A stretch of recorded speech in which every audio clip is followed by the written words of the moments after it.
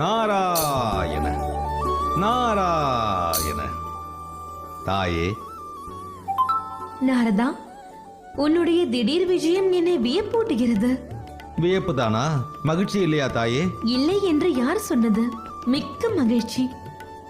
பருக பானகம் கொண்டு வரதா, இல்லை ஏதேனும் பசியாறுகிறாயா?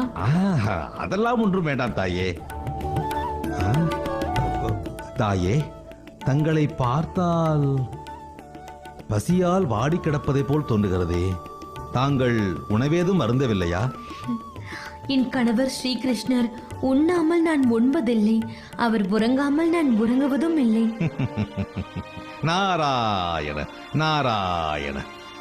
தாயே, தங்களை போன்ற ஒரு அப்பாவி பெண்ணை மூவுலகிலும் நான் கண்டதில்லை. என்ன சொல்கிறாய் நாரதா?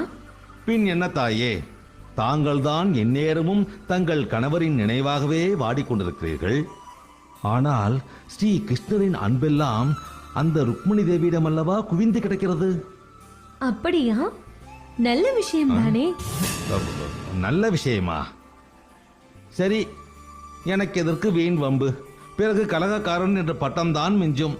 நான் வருகிறேன். நாரதா, என்ன கூற வந்தாயோ அதை கூறிவிடு.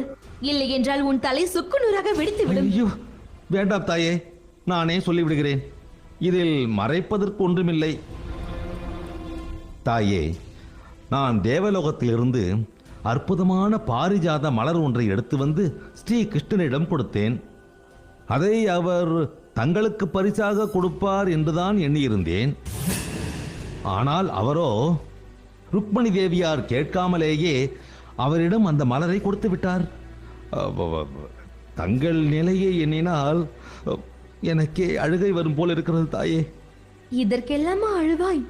மலர் தானே, சூடிக்கொள்ளட்டுமே. ஐயோ பாவம் தாயே, தாங்கள் இவ்வளவு வெகுளியாக இருக்கிறீர்களே. தாயே, அந்த பாரிஜாத மலரை பற்றி தங்களுக்கு ஒன்றும் தெரியாது. அது ஆண்டிற்கு ஒரு முறை மட்டுமே மலரக்கூடிய மலர். அந்த மலரின் வாசம் 14 லோகத்திலும் வீசக்கூடியது.